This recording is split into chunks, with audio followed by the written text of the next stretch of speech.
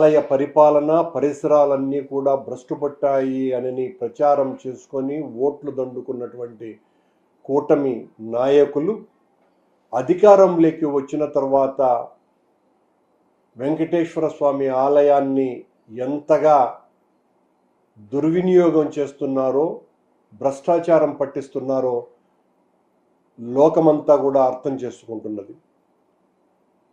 నిన్న పాప వినాశనం డ్యాంలో తిరుమల చరిత్రలోనే మొదటిసారిగా బోటింగ్ జరిగింది. దానికి సంబంధించి మొత్తం ఒక్కసారిగా వార్త బగ్గుమనేలో సరికి దాని మీద ఎలా వివరణ ఇవ్వాలనో అర్థం కాకుండా అటవీ శాఖ సిబ్బంది బోటింగ్కు సంబంధించిన ట్రయల్ రన్ జరుగుతున్నది అని చెప్పినట్టుగా తెలుగుదేశం పార్టీ మద్దతు పత్రికలే చాలా స్పష్టంగా రాసినాయి. ఫారెస్టు అధికారులు ఈ రకంగా ఇక్కడ పర్యాటక క్షేత్రంగా మార్చాలన్న ఉద్దేశంతో బోటింగ్ ట్రయల్ను నిర్వహించటం జరిగింది అని వెంటనే దాని మీద దుమారం లేచే లోపల దాని మీద ఫారెస్ట్ జిల్లా అధికారి అయినటువంటి వివేక్ అనే ఆయన జిల్లా అటవీ శాఖ అధికారి డ్యాంలో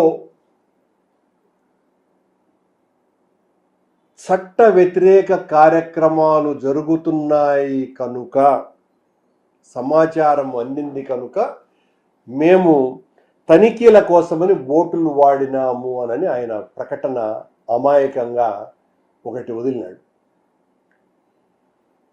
అది ఆ ప్రాంతం పూర్తిగా తిరుమల తిరుపతి దేవస్థానాలకు సంబంధించిన అటవీ ప్రాంతం. దానికి సంబంధించి తిరుమల తిరుపతి దేవస్థానానికి కూడా అటవీ శాఖ అధికారులు కూడా ఉంటారు. మరి ఈ వివేకన ఆయన ఏ అటవీ శాఖ అధికారో, ఆయన ఎలా ఒకవేళ టీటీడీకి సంబంధించిన అటవీ శాఖ అధికారి అయితే ఆ స్థాయి అధికారి కాదు వివరణ ఇవ్వాల్సింది. దానికి ఎగ్జిక్యూటివ్ ఆఫీసర్ అడిషనల్ ఈఓ వివరణ ఇచ్చి ఉండాలి. అంటే చట్ట వ్యతిరేక కార్యక్రమాలు జరుగుతున్నాయి అంటే తెలుగుదేశం పార్టీ కూటమి ప్రభుత్వంలో తిరుమల క్షేత్రంలో ఎన్ని దురాఘాతాలు జరుగుతున్నాయి అన్నది ఈ వివేక్ అనేటువంటి అధికారి ద్వారా విషయం బయటపడిపోయింది. ఆయన చాలా స్పష్టంగా చెప్తున్నాడు, చట్ట వ్యతిరేక కార్యక్రమాలు జరుగుతున్నట్టుగా మాకు సమాచారం అందింది కనుక మొట్టమొదటిసారిగా బోటింగును వాడటం, అది కూడా బోటింగును అందుకోసమనే వాడినారు అని అంటే అర్థమైంది. చాలా పెద్ద ఎత్తున ఆ చట్ట వ్యతిరేక కార్యక్రమాలు జరిగినప్పుడే జరుగుతాయి అలాంటి బోటింగ్ జరగటం అన్నది. ఇంతవరకు తిరుమల చరిత్రలో ఇలాంటి సంఘటన ఎప్పుడు కూడా జరగల. అటవీ శాఖ సిబ్బంది ఏమో ట్రయల్ రన్ కోసమని, టూరిజం స్పాట్గా చేయటం కోసమని వాళ్ళు చెప్పినారు. అటవీ శాఖ జిల్లా అధికారేమో చట్ట వ్యతిరేక కార్యక్రమాలు జరుగుతున్నాయి కనుక మేము ట్రయల్ రన్ను వాడినాము అని ఆయన చెప్తున్నాడు. ట్రయల్ రన్లో పాల్గొన్నటువంటి అటవీ సిబ్బంది ఎవరు అన్న ప్రశ్న మేము వేస్తున్నాం. ఆ బోటింగ్లో పాల్గొన్న వాళ్ళు, నడిపిన వాళ్ళు కాకుండా కూర్చున్నటువంటి వాళ్ళు అటవీ శాఖ సిబ్బంది అందులో ఉన్నారా? అలా కనపడటంలా ఆ బోట్లలో అటవీ శాఖ సిబ్బంది ఉన్నట్టుగా. ఇది టూరిజం శాఖకు సంబంధించినటువంటి వాళ్ళు నడిపినట్టుగానే దాంట్లో ఆ ఫోటోలు వీడియోలను బట్టి చూస్తే అర్థమవుతుంది. మొన్న 21వ తారీఖున చంద్రబాబు నాయుడు గారు, గౌరవనీయ ముఖ్యమంత్రి గారు తిరుమలకు వచ్చినప్పుడు దేవాంశ్ గారి పుట్టినరోజు సందర్భంగా మన రాష్ట్రంలో టూరిజాన్ని పెద్ద ఎత్తున డెవలప్ చేయాలన్నటువంటి ఆలోచన నాది, ఆ అభివృద్ధికరమైనటువంటి ఆలోచనలు నావి కనుక గుడులన్నింటినీ కూడా అనుసంధానం చేస్తాను టూరిజంని డెవలప్ చేస్తాను అని చెప్పడం జరిగింది. టూరిజం అంటేనే విలాసము, వినోదము. ఆధ్యాత్మిక యాత్రలు వేరు, టూరిస్టు యాత్రలు వేరు. ఆయన ఏదైతే చెప్పారో దానికి అనుసంధానంగానే నిన్న ట్రయల్ రన్ జరిగింది అని చాలా స్పష్టంగా అర్థమవుతోంది. ఆధ్యాత్మిక క్షేత్రాన్ని అధ్వాన్నపరచటమే తెలుగుదేశం పార్టీ కూటమి ప్రభుత్వం యొక్క లక్ష్యంగా కనపడుతున్నది. అక్కడ ఉన్నటువంటి నీళ్లు, లక్షలాది మంది భక్తులు పవిత్రమైనటువంటి జలాలుగా త్రాగటానికి, స్నానాలు చేయటానికి వాడుకునేటువంటి నీరు అది.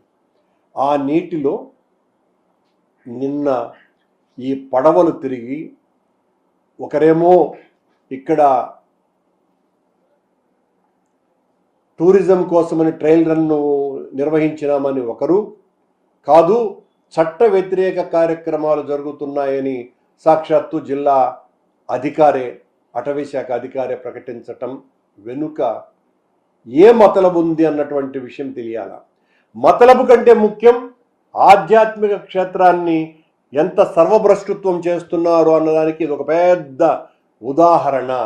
తిరుమల ఆలయ చరిత్రలోనే ఎన్నడూ లేనంతగా కేవలం భక్తులు ఆందోళనలు మొదలైన తర్వాత మీడియా ద్వారా ఈ విషయం పెద్ద సంచలనంగా మారిన తర్వాతనే ఈ అటవీ శాఖ అధికారి వెంటనే ఏమేమి ఇవ్వాలనో అర్థం కాకుండా ఇష్టం వచ్చినట్టుగా ఇచ్చేసినారు వీళ్ళిద్దరూ. చట్ట వ్యతిరేక కార్యక్రమాలే జరుగుతున్నాయి అని ఆధ్యాత్మిక క్షేత్రం మీద ఈ రకంగా మాట్లాడినటువంటి జిల్లా అటవీ శాఖ అధికారి మీద చర్యన్నా తీసుకోవాలా, లేదా ట్రయల్ రన్ నిర్వహిస్తున్నాము అని చెబుతున్నటువంటి అధికారుల యొక్క ఆంతర్యం ఏంటో అన్న అర్థం చేసుకోవాలా.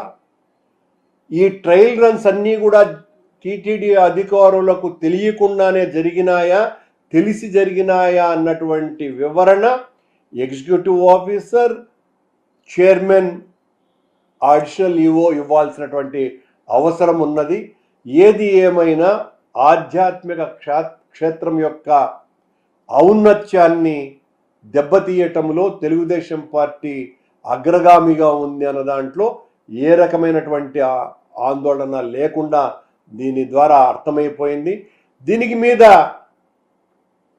పూర్తిగా కాషాయాంబరం ధరిస్తూ అప్పుడప్పుడు ఆయన ఆ ధర్మ పరిరక్షణ కోసమనే నేను సనాతిని అని నిరంతర ఘోష చేసేటువంటి పవనానంద స్వాముల వారు వివరణిస్తారో, ప్రకటనిస్తారో, విమర్శ చేస్తారో, దాడి చేస్తారో ఏదో ఒకటి ఆయన నుండి రావాల్సినటువంటి అవసరం ఉన్నది.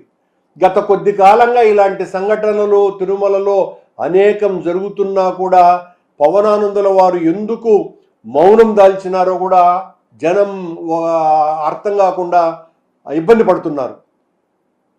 సనాతన ధర్మాన్ని మౌనం ద్వారా సాధించాలనుకుంటున్నట్టుగా భావించాల్సి వస్తుంది.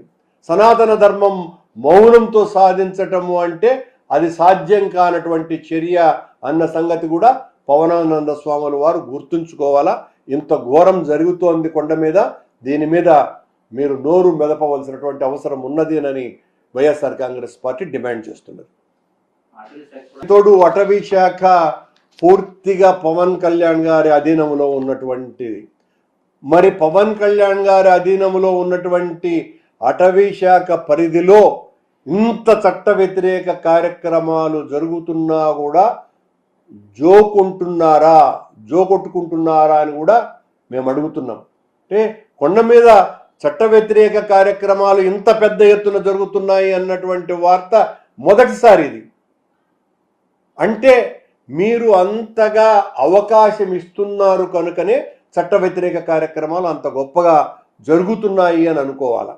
చట్ట వ్యతిరేక కార్యక్రమాలు ఇంత నిరాటంకంగా జరుగుతూ ఉంటే కళ్ళు మూసుకొని చోద్యం చేస్తున్నటువంటి విజిలెన్స్ సిబ్బంది కావచ్చు, పోలీస్ సిబ్బంది కావచ్చును, వీళ్ళందరూ కూడా ఏం చేస్తున్నారు? తిరుమల ఆలయ పవిత్రతను దెబ్బతీయటానికే కూటమి ప్రభుత్వం కంకణం కట్టుకున్నదా అని ప్రశ్నిస్తున్నాం.